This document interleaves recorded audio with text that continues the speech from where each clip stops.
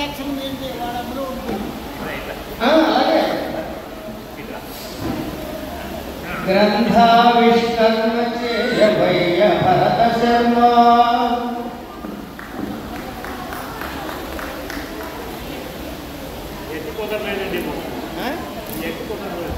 అసలు నేను అంటేగా అది పద్యం అయితేగా. అయితే ఒక విషయం చెప్పాలి. నేను ఒక అక్షరం దగ్గర నుంచి 26 అక్షరాల వరకు ప్రస్తావన చేసుకోమన్నారు. తర్వాత కూడా వేసుకోవచ్చు ఎన్ని అక్షరాలకైనా. ఈ ప్రస్తావన వేసేటప్పుడు 11 కోట్ల చిల్లర పైన వస్తుంది. అన్ని వాక్యాలు ఒక పద్యపాదమే.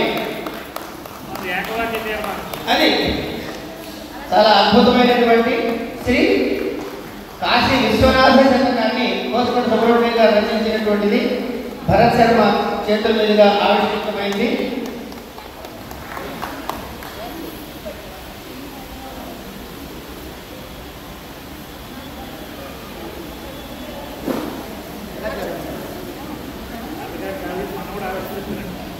తాతగారి వ్రాత మనవడి చేత ఆవిష్కృతమైంది. ముందుకు రావాలంటే శ్రీదేవి గారు ముందుకు రావాలి.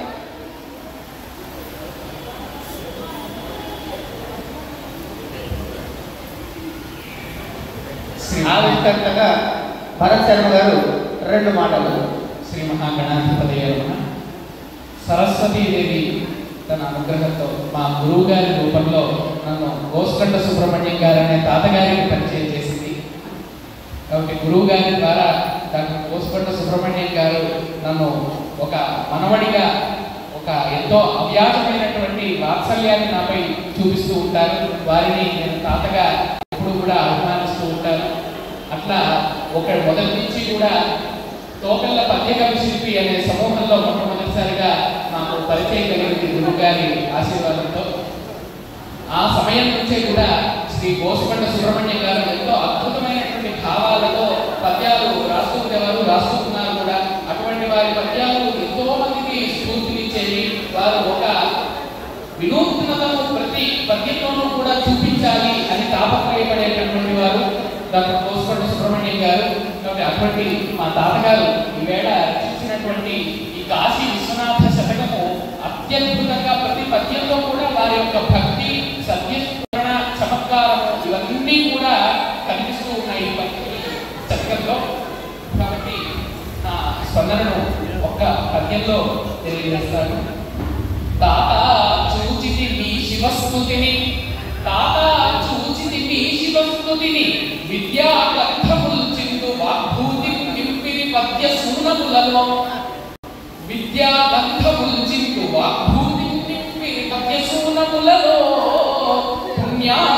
పుణ్యాలను వేదియు శ్రీతత్వాంచిత కాశిలో వెలయు ఆ శ్రీకంఠుడు ఏతత్కృతి చేతోరంజక తాండవంపు నొనరించనాగ భాసిల్లెడి అని వారి యొక్క భక్తి ఎంత అద్భుతంగా ఉందని తెలియజేస్తూ, సకల జీవకోటి చైతన్య రూపము నీవే నిక్కముగా నీలకంఠ, నిన్నుగాక పనుల నిన్నుట సాధ్యమే కాశీ విశ్వనాథ కావుమయ్యా అని తాతగారు డాక్టర్ కోసకొండ సుబ్రహ్మణ్యం గారు రచించారు. అంటే ప్రపంచం మొత్తంలో కూడా ఈ భూతాలన్నింటిలోనూ కూడా ఆ పరమేశ్వరుని దర్శించి పవిత్రులైనటువంటి వారు డాక్టర్ కోసకొండ సుబ్రహ్మణ్యం గారు.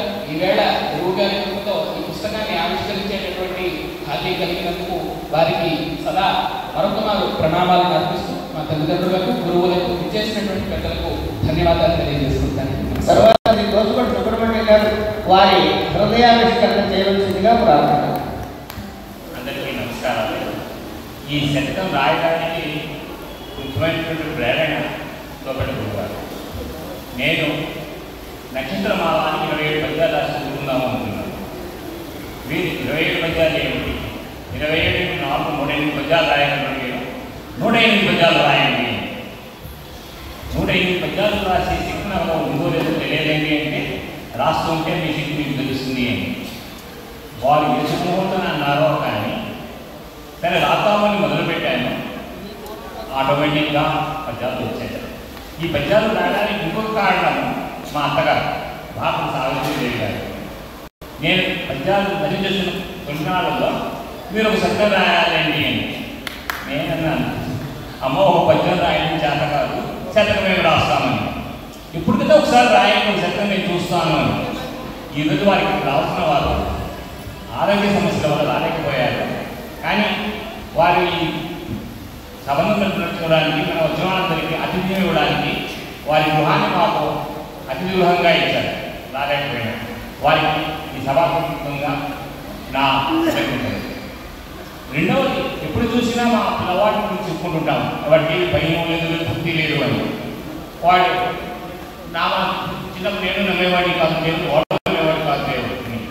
వాడిని కాశీ విశ్వనాథ చెప్పమని రాశావు నాన్న, ఈ పుస్తక ప్రచురణకు అయ్యేది నయా పైసా నాది అని చెప్పి పంపించేశాడు. పిల్లలకి చెప్పుకోకూడదు కానీ ఒకసారి చెప్పాలనిపించింది. అంటే నేను చూసే కన్ను వేరు, వాడు మమ్మల్ని చూసే కన్ను వేరు అది. అందుకని ఈ 4 మాటలు చెప్పి ఈ కాశీ విశ్వనాథ సత్వం రావడానికి కారణము, మేము కాశీ వెళ్ళాము 2 సంవత్సరాల కింద. అక్కడ చూసి ప్రతి ఒక్క విషయం రాస్తూ ఉంటే పుస్తకం సత్వం రాయడం, ప్రతి ఒక్క ఘట్టము, ప్రతి ఒక్క దేవాలయము కన్నుల ముందు కలిసి కనబడి నా చేత రాయించాయి. ఇది నేను రాసింది కాదు, నా చేత రాయబడింది అంటే. దీంట్లో ఇంకొక గురుగారు కూడా ఉన్నారు, సాంప్రతి సురేంద్రనాథ్ గారు అని. ఆ సాంప్రతి సురేంద్రనాథ్ గారు తోపిళ్ళ వారు చెప్పుతున్నటువంటి శిల్పం ఇది ఇంకా పూర్తి కాలేదు. పూర్తి అయిన తర్వాత ఈ శిల్ప రూపం ఎలా ఉంటుందో విశ్వనాథ్ వారు నిర్ణయిస్తారు. నమస్కారాలు. చాలా ధన్యవాదాలండి. ఇప్పుడు రచయితకు సన్మానం గావించవలసిందిగా వేదిక మీద ఉన్నటువంటి పెద్దలందరినీ ప్రార్థిస్తూ, ఆ తర్వాత ఆవిష్కర్తను కూడా సత్కరించవలసిందిగా నేను ప్రార్థిస్తున్నాను.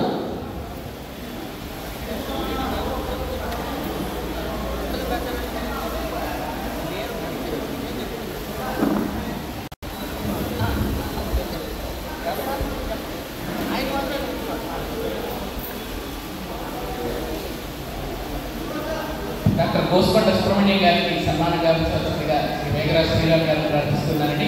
అందరూ కరతాళధ్వనులతో ఐఐటి బాంబేలో బయోకెమిస్ట్రీ ఆచార్యులుగా నివృత్తులై నేడు పద్య కవిత్వంలో అద్భుతాలను సృష్టిస్తూ ఉన్నారు డాక్టర్ గోస్కొండ సుబ్రహ్మణ్యం గారు.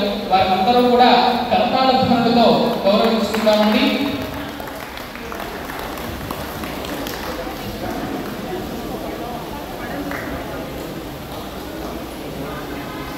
తాతగారు ఎన్ని విధాలుగానో ఈ కార్యక్రమానికి కూడా సహకరించారు. వారి సతీమణి మా అమ్మమ్మ గారు కూడా ఎంతో ఒక అన్నపూర్ణ స్వరూపురాలు వారు. ఈ సభకు ఇచ్చేసినటువంటి మా గురువు గారు మొదలైనటువంటి వారందరికీ కూడా వారింట్లోనే వారు ఆవాసాన్ని కల్పించారు. అటువంటి ఉదాహరణ స్వరూపులు వారు. ఫోటోలు చూసుకోండి ఒకసారి. మొదటి ఫోటో దగ్గరికి వస్తే బాగుంటుంది. మొదటి అవధానం నుంచి కూడా ఎంతో ప్రోత్సహిస్తూ ఉండేటటువంటి వారు. రండి. తర్వాత శ్రీ భరత్ శర్మ గారిని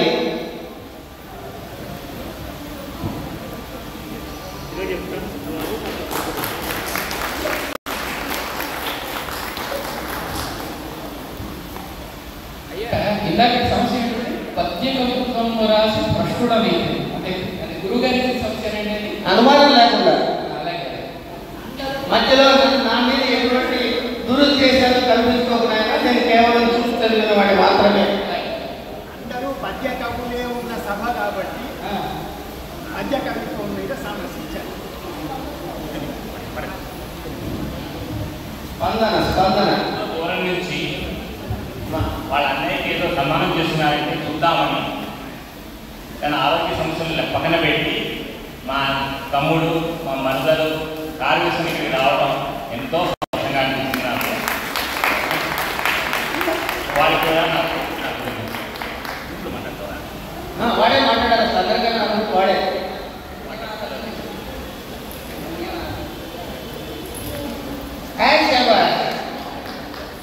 వాడు ధన్యవాదాలు చెప్పాడండి.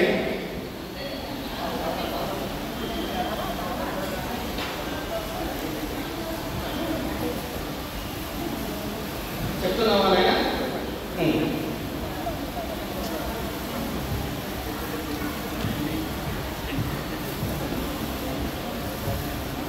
పద్య కవిత్వము రాసి భ్రష్టుడనైతిన్ అని పద్య కవిత్వములు వ్రాసి భ్రష్టుడనైతిన్. పద్య కవిత్వములు రాసి భ్రష్టుడనైతిన్ అని గురువర్యులు శ్రీ కవి శంకరాచార్యుల వారు శంకరయ్య గారు శంకరాచార్యుల వారు